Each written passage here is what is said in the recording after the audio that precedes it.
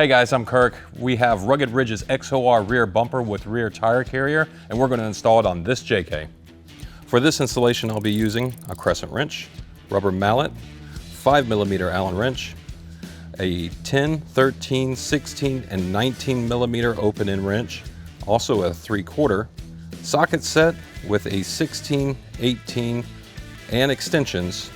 So let's go ahead and get started. All right, so the very first step before installing the bumper is you need to install the lights that you selected to go in the bumper. We've decided to use these 2-inch cubes from Rugged Ridge. The beauty of installing these first is once you have these in, you won't be able to take these lights out while the bumper's installed, so it adds additional security as well. And then repeat that on the other side. All right, so this next item is our logo backing plate. On the front of the bumper, there's the logo cut in the center. This will go behind it, and if you choose, you can paint this a color, an accent color to match your Jeep. We've also seen other customers put LED strips in here too to illuminate that logo.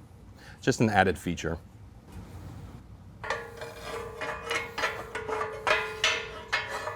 So the backing plate is attached with M6 hardware. So we have an M6 bolt here with a flat washer and locking washer. Just snug that up and then repeat that step on the other side.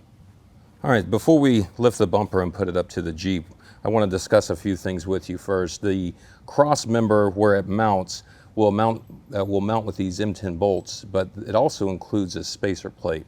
This spacer plate is used if you're not using the factory hitch. In the application that we're using, we are attaching with the hitch, so we won't be using this in our application. But again, if you're not using a hitch, you'll need to use that in place of the hitch to get the bumper placed away from the vehicle appropriately. So this nut plate will simply go behind the back of the bumper here. Then this will go in front of the cross member, and without the hitch, this will go there, and then these will thread through the cross member into that bolt plate.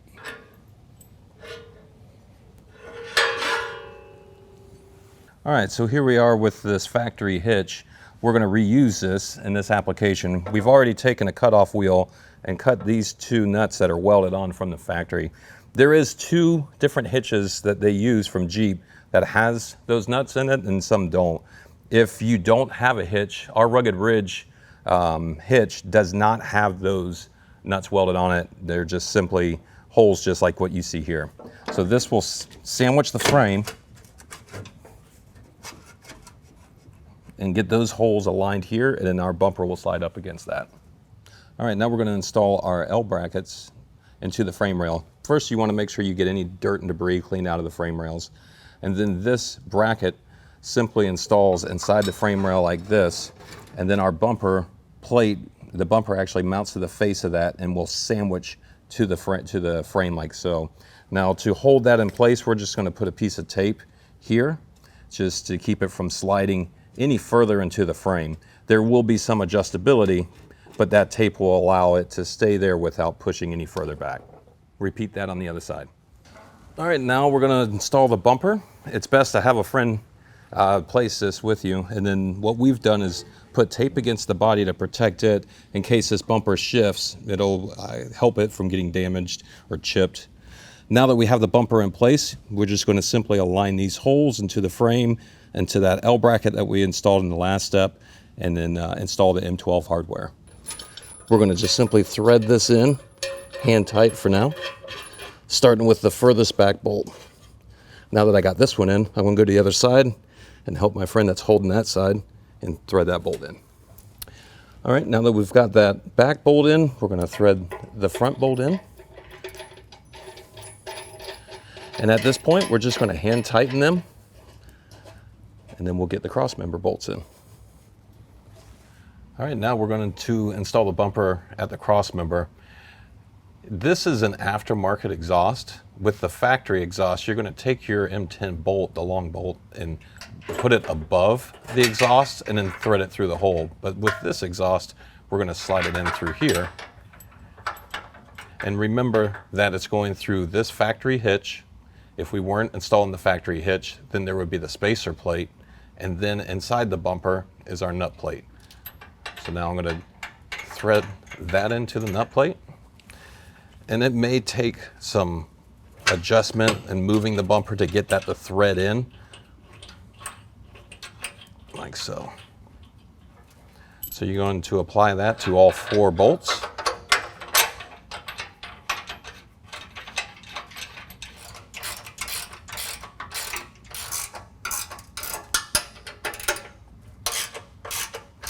Now before we fully tighten these, we want to make some adjustments to the bumper and make sure it's level. All right, we've now made the adjustments, got the bumper level, so we're going to tighten, working our way from the inside out.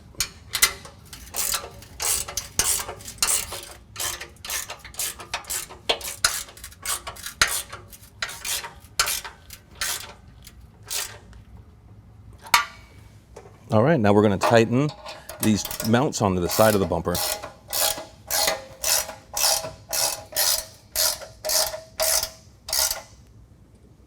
Now repeat that on the other side.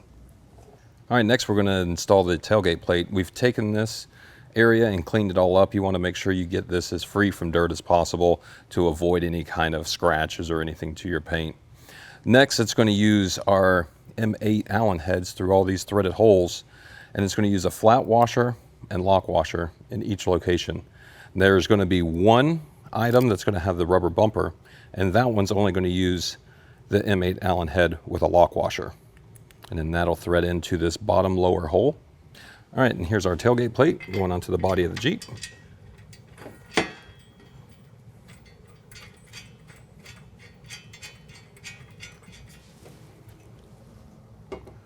This is that lower right rubber bumper location that we mentioned before.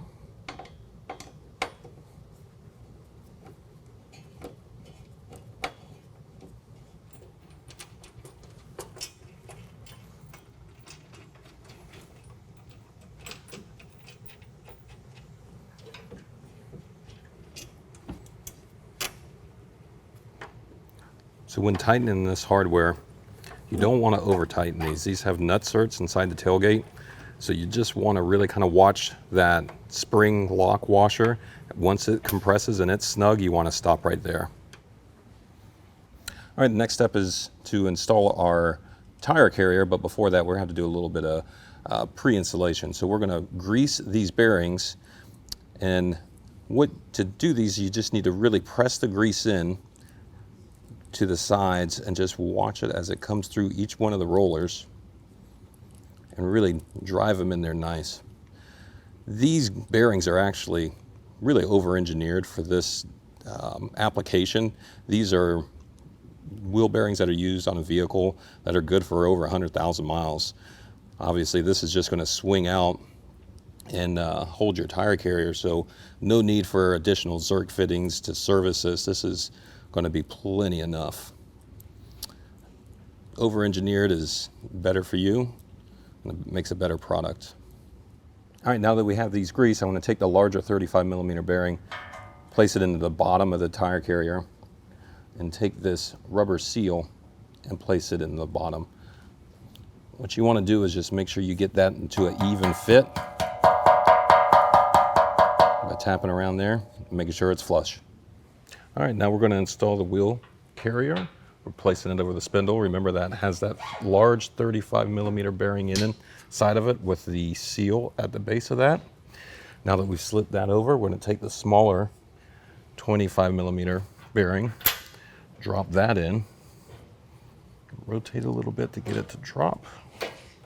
There we go. And now the large washer goes on top of that bearing, and then the castle nut. So I'm going to lift on the bottom of that tire carrier to take the weight off of it and really just hand thread this nut as far as I need. And once that stops, just simply take a crescent wrench and tighten that one more quarter turn.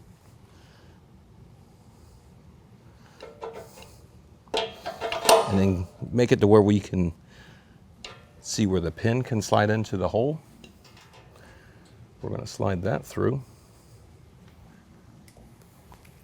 and bend those pins back.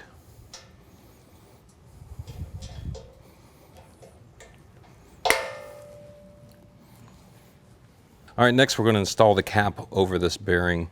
What I'm going to do is just simply put a rag here, swing this tire carrier all the way out and let it rest on the body so we can access this set screw throat hole here.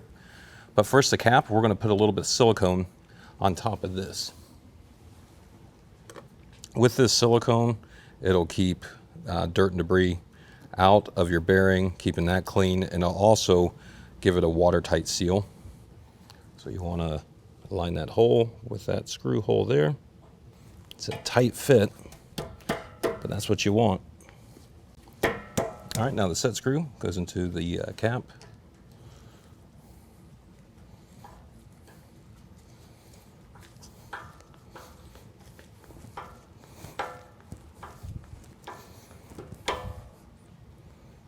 All right, and that totally seals that up. All right, now we're going to install half the heim joint to the tire carrier. We're going to take these high misalignment spacers, insert them into the heim, and then slide it between these two tabs.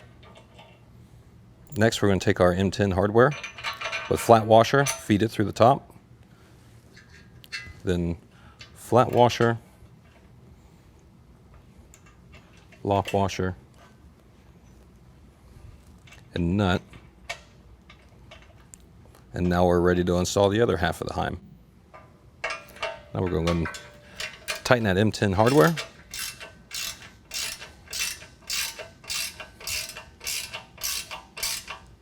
Just a snug so it doesn't bend those tabs, and have that free. All right, now we're installing the other half of the heim joint. This is all stainless steel. So anytime dealing with stainless steel, you always want to put a little bit of anti-seize on the threads. So just a little dabs there will do it. And we're going to engage probably at least a good solid 4 threads for now to 5 threads, and then spin that locking nut on into place. All right, now we're going to take the high misalignment spacers, insert those into the heim joint, and swing the tire carrier to the tailgate. All right, now we're going to take our M10 hardware, slide it through here, and just let this rest for now. We're going to test the tailgate, see how it closes, make sure there's enough preload on the tailgate. We may need to make some further adjustments here at that heim joint, and we can do that at that time. All right, now we're going to test the preload of the tire carrier to the tailgate. So what you want to have is just a little bit of bounce when you get that tailgate to close. See how there's a little bit of spring? That's that tire carrier contacting with that rubber bumper that we installed on the tailgate. So as you can see, the ease to close is there. If this is too tight and you have to force it, then you need to pull that, turn the heim joint out a couple threads, and test it again.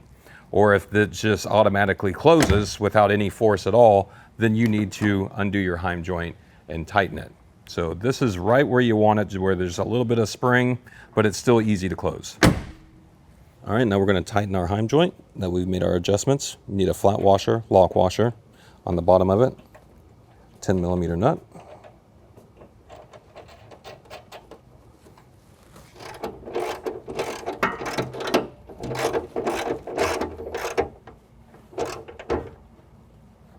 All right, next we're going to mount our tire mount to our tire carrier.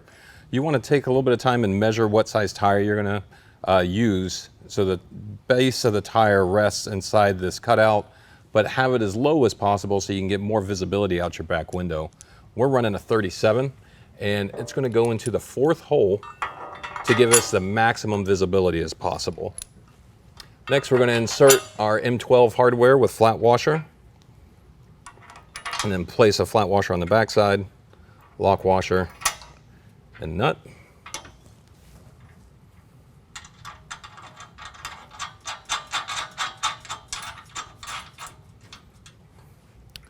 And do that in all 4 locations.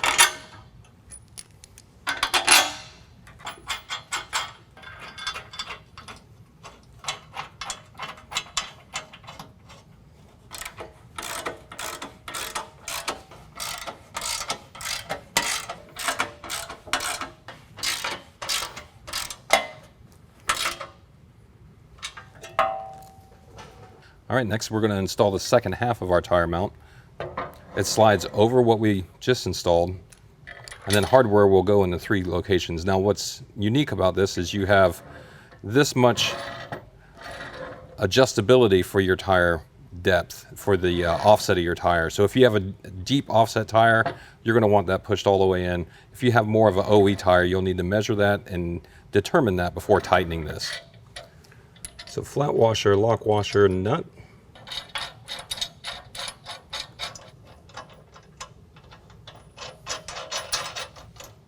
All right, so now we've installed, this is the third M12 bolt with flat washer on the outside, and then on the inside a flat washer, lock washer, nut. Again, with these 3 pieces, it'll triangulate this and give it the most strength as possible.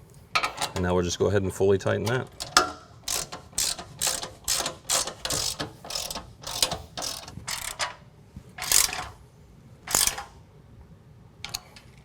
All right, that completes that.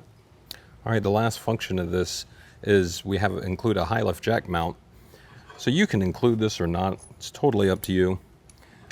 But it installs, this bracket just goes on top of your tire mount like so, with the 12mm hardware. So it's 12mm bolt, flat washer on the top, and then the inside will be flat washer, lock washer, and nut.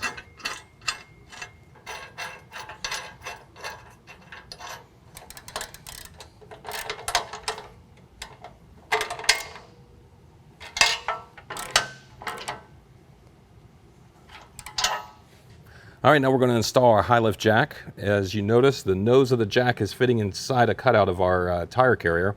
And then we're going to use wing nut hardware to attach this to the mount. So we slide it with a wing nut hardware with a flat washer into the mount, small flat washer, rubber isolator, into the jack,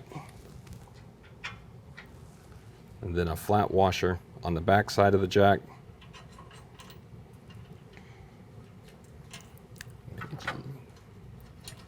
There we go.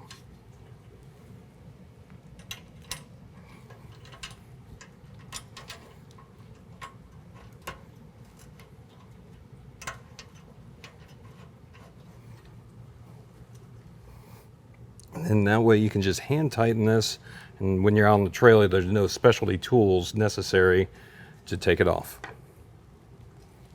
All right, and the last step is to install the D-rings that are included with the bumper.